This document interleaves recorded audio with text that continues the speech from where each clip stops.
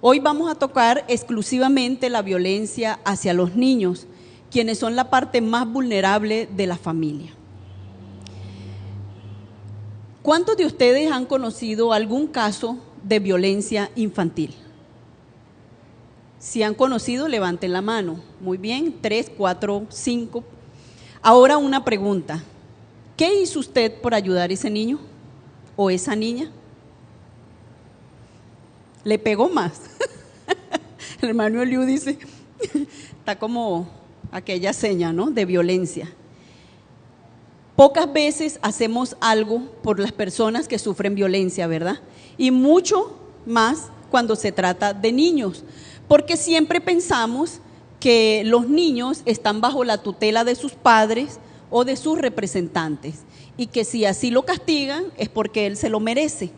Pero la violencia no tiene justificación bajo ninguna circunstancia hacia ningún ser humano. ¿Qué es la violencia o maltrato infantil?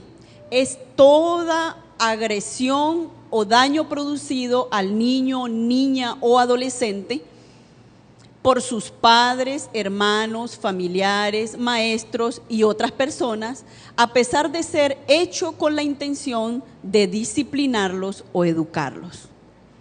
¿Qué dice el Señor en cuanto a lo que es la disciplina?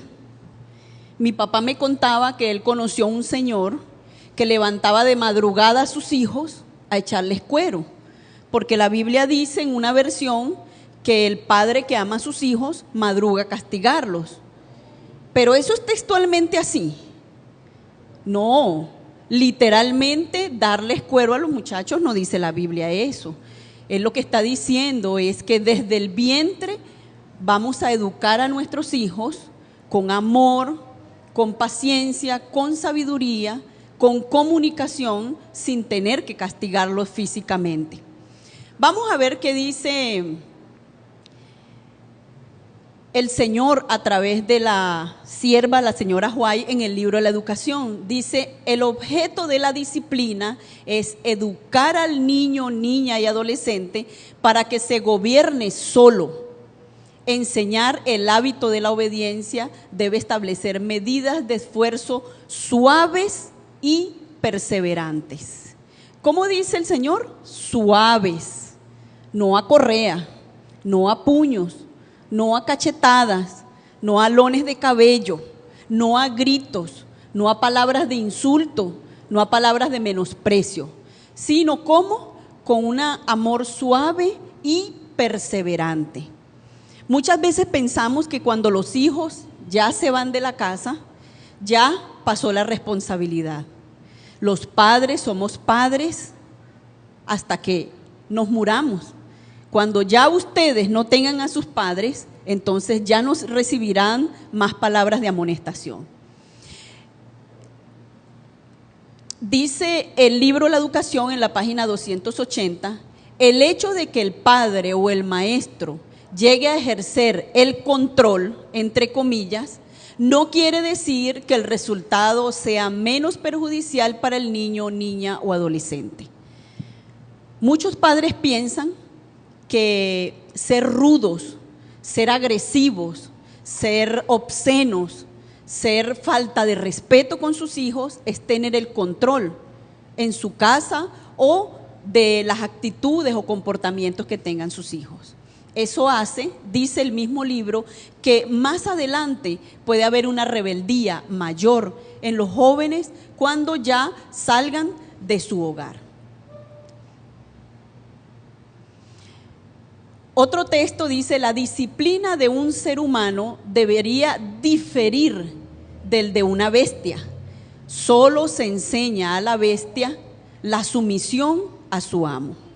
Dios nos ha creado a todos nosotros con libre albedrío, así que si alguien pretende llevar un control sobre nuestras vidas y ser un amo en nuestras vidas, quiere decir que él tiene un concepto de que la educación es controlar como se controla un animal. Nosotros tenemos pensamiento, raciocinio y por eso Dios nos ha dado el don del habla para poder comunicar lo que nos gusta y lo que no nos gusta. cómo orientar y guiar a nuestros hijos para que no caigan en errores ni cometan errores y luego tengan tristezas y dificultades. No es el propósito de Dios que ninguna mente ni voluntad sea dominada. Los que debilitan o destruyen la individualidad asumen una responsabilidad que solo puede dar un mal resultado.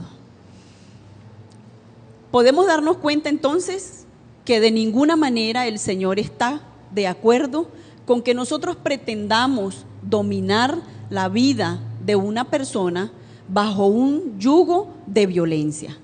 Nuestros padres, cuando nos crían, cuando nos aconsejan, ellos sí tienen un control en nuestras vidas. Pero ¿por qué creen ustedes que ellos asumen ese control? Porque nosotros, sus hijos, somos prestados por el Señor y ellos tienen una gran responsabilidad. Lamentablemente, muchos padres se han desviado y por el celo de hacerse funcionar esa responsabilidad de que sus hijos salgan hijos perfectos, buenos estudiantes, que no tengan ningún mal comportamiento, entonces creen que ejerciendo el poder del control bajo la violencia van a tener mejores hijos que los de cualquier otra persona. El maltrato se define por el impacto sobre el niño y no por cuál pueda haber sido la razón o la justificación de quien lo lesiona. Entonces volvemos a escuchar que ninguna agresión es justificada. Nada justifica agredir a ninguna otra persona y mucho menos a un niño. Dice, la violencia se relaciona con el poder. En la mente de todo agresor y abusador hay una sed insaciable de dominar. Muchas veces la frustración de no lograr satisfacer o ejercer esa fuerza fuera del hogar, la satisface en el hogar, agrediendo así a los más débiles en su familia, que por lo general son las mujeres y los niños. El acto de dominar y controlar crea una sensación ficticia de poder. Entonces podemos darnos cuenta que cuando una persona es agredida, va a tomar este patrón, pero muchas veces la mayoría del agresor es porque tiene frustraciones, porque ha sido agredido cuando niño, tiene frustraciones económicas, las vamos a ver más adelante, y entonces esto lo lleva a ejercer una fuerza que no puede cumplir en otra parte y la somete en su familia.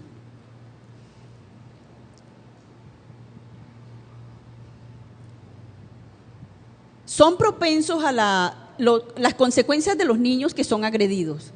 Los niños son propensos a la deserción escolar. La mayoría de los niños y niñas y adolescentes que son agredidos se van del nivel educativo a temprana edad, porque esto conlleva a otras situaciones, también al uso de las drogas, a la perturbación psicológica, tienden a reproducir más tarde los mismos papeles de agresor y de víctima. Entonces, por eso yo les decía que es muy bueno que la mayoría de las personas que están aquí son jovencitos que no han formado hogares y que deben tener muy claro que cuando usted agrede a un niño, en ese niño usted está formando una persona agresora también, porque él, ya sea por la frustración de ser agredido o porque cree que ese es el patrón de conducta que debe seguir y que así va a funcionar en su hogar también. ¿Por qué se maltratan los niños? Como le decía anteriormente, porque a veces hay problemas y tensiones en su vida diaria. Entonces los adultos pretendemos descargar nuestras rabias y nuestras iras con los niños, los jóvenes o los adolescentes, quienes no tienen culpa de lo que nos está pasando. Por escasez de recursos económicos para satisfacer sus necesidades básicas. El estrés de no tener un trabajo, de no tener que llevar de comer a su casa, hace que la persona se torne violenta. Y cuando llega a su casa y el niño le pregunta algo, le dice algo que lo molesta, a quien primero responde con su agresión es al niño que sale a recibirlo con cariño. Y como les decía anteriormente, por experiencia de maltrato en su vida actual o duradera o durante la infancia. Cuando las mujeres son agresoras es porque ellas están siendo agredidas y como se sienten impotentes y frustradas, entonces ellas descargan su rabia con la persona más débil. Si el esposo la agrede, ella es una víctima, pero como ella no le puede pegar al esposo, entonces ella descarga su rabia y su frustración con los más chiquitos, que son con los niños del hogar. Y también por pautas de crianzas erradas. Muchas veces decimos, así me criaron a mí, echándome cuero, pues así voy a criar yo mis muchachos. Y no es así, porque agredir a una persona no debe ser una sucesión de familia, porque nosotros debemos aprender que la agresión forma personas delincuentes, frustradas y con baja autoestima. ¿Cuáles son los tipos de maltrato? Hay por descuido, el psicológico, el físico y el sexual. Todos son terribles, todos son peligrosos, todos dejan marca que no se borran nunca, pero sobre todo el psicológico y el sexual. Vamos a hablar ahora por qué hay descuido, por qué hay maltrato cuando se descuida a un niño.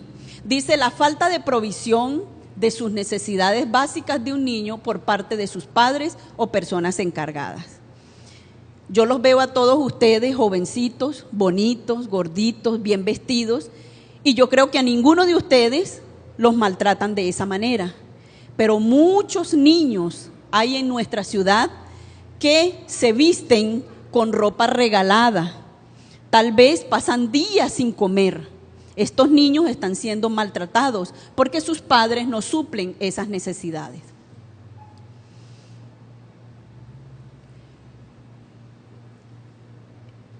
Dentro del maltrato físico se incluye, devuélvela por favor, ok, la falta de comida, como les decía, el resguardo. ¿Cuántos niños no hay en nuestra ciudad que duermen debajo de un alero, en una plaza, porque no tienen un hogar? O tal vez lo tienen, pero en su hogar, tal vez su mamá prefirió un desconocido para tener por compañero y desecha a su hijo.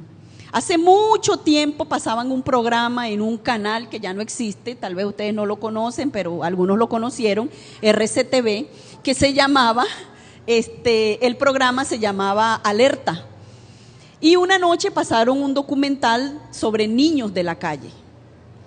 A mí me impresionó tanto, un niño de 5 años que tenía 3 años en la calle. Si tenía 5 años y tenía 3 en la calle, ¿a qué edad salió a la calle ese niño? A los 2 años.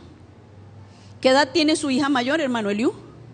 4 y medio. ¿Qué edad tiene el bebé?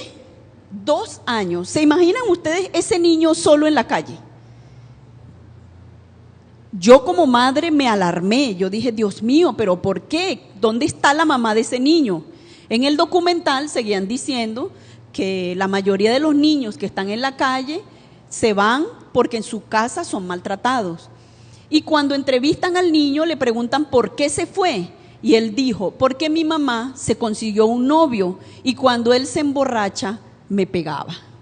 Así que yo decidí irme. Usted sabe lo que es el pensamiento de un niño de 2 años, decidir irse de su casa porque su padrastro le pega. Imagínense la situación que vivía ese niño que a la corta edad de 2 años decidió irse.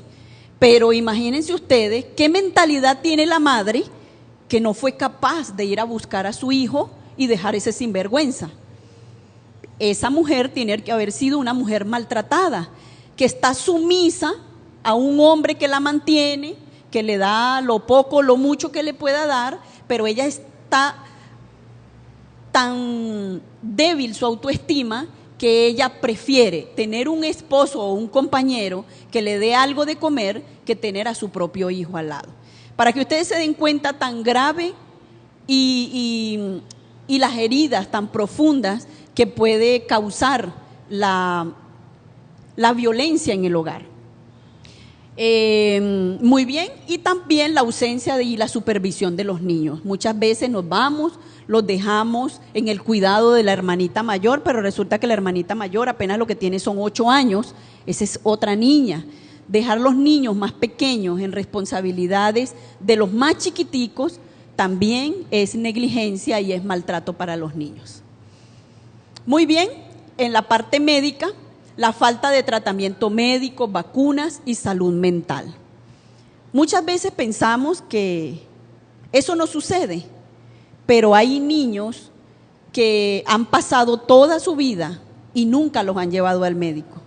Cuando los llevan ya es demasiado tarde, tienen enfermedades crónicas o están llenos de piojos y los piojos le han abierto la cabeza. Yo vi una vez en el hospital, estaba allí acompañando a una hermana y llegó a la emergencia una niñita pequeñita y tenía la cabeza como con el cabello así todo enrolladito y yo pensé que era una niña indigente y no, la traían porque de un huequito le estaban supurando muchos gusanos y cuando los médicos dicen es que la niña tenía tantos piojos y nadie le había hecho una limpieza en su cabeza, que los piojos le habían roto tanto su cabeza que las moscas se le paraban y ahora tenía gusanos. Para llegar a una situación como esa, explíqueme usted, para que tenga usted que llevar un niño al médico porque tiene gusanos en la cabeza, la negligencia es demasiada. Y en cuanto a su salud mental, cuando nuestra casa es un ring de boxeo y a todo el mundo insultamos y a todo el mundo le decimos de qué mal se va a morir y nunca hay una palabra de afecto y de amor, la salud mental de los niños está completamente dañada, porque ellos están criando en un ambiente de maltrato y así va a ser su hogar cuando ellos formen el suyo. La parte del maltrato educativo es cuando los padres no inscriben los niños en las escuelas o colegios y su formación no es académica, no es la correcta. Y por supuesto esto es tomado en la ley de la LOMNA como un maltrato infantil. El psicológico es la carencia afectiva y la permisividad del uso de alcohol o de drogas. ¿Sabían ustedes, los que son padres, que el no darle afecto a sus hijos es maltrato infantil? Porque si nosotros no le decimos a nuestros hijos cuánto lo amamos, cuánto lo queremos, entonces ¿qué hacemos? Los ofendemos. Muchas veces nuestros hijos emocionados llegan, mamá, saqué 10 en una prueba. ¿Y qué le dicen? No, si tú sacaste 10, si tú sacaste 10, ¿cómo serían los demás? Si tú eres el más bruto de todos. No podemos tratar a nuestros hijos de esa manera. ¿Cuántas veces le dice usted a sus hijos que los ama, que los quiere? Esa parte de la afectividad. No necesariamente dígaselo, con un abrazo, con un beso que usted le dé, eso es suficiente. No crea que porque le compra ropa bonita, que porque los lleva al Sambil todos los sábados en la noche a comerse una pizza, eso son cosas materiales. Sus hijos necesitan saber cuánto los ama usted. El maltrato psicológico ocurre cuando se permite que el niño presencie actos de violencia o maltrato severo entre los padres o adultos. También el ignorar al niño cuando usted lo insulta, como les decía, o amenaza con violencia. Yo he escuchado muchas madres que dicen, llevan al niño al preescolar y el niño se queda llorando. Ay, mamá, no quiero. Te quedas ahí porque si no te quedas voy a ir a buscar al policía para que te lleve preso. Eso no se debe hacer. Tampoco debe usted decirle a su niño cuando tenga que dejarlo en algún lugar, si lloras no vuelvo por ti. ¿Saben ustedes por qué lloran los niños en el preescolar? ¿Porque no se quiere quedar? No, porque él piensa que usted no va a volver por él. Esa es la única razón por la cual los niños lloran. No porque se van a sentir mal, no porque ellos están ilusionados por ir a la escuela, por ir al preescolar. Pero el hecho de separarse de su presencia le da inseguridad y temor que usted no vuelva. ¿Pero por qué tiene esa inseguridad? Porque usted en algún momento lo ha amenazado que no va a volver por él.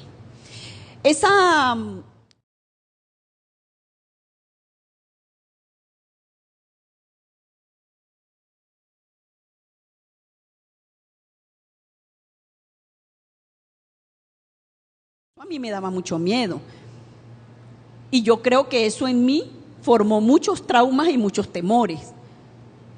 Y les voy a confesar algo. En este momento estoy sola en mi casa y yo duermo con todas las luces prendidas. Eso es todavía una frustración de algo en la oscuridad que yo no recuerdo. Pero ¿creen ustedes que fue un daño o un bien que me hicieron?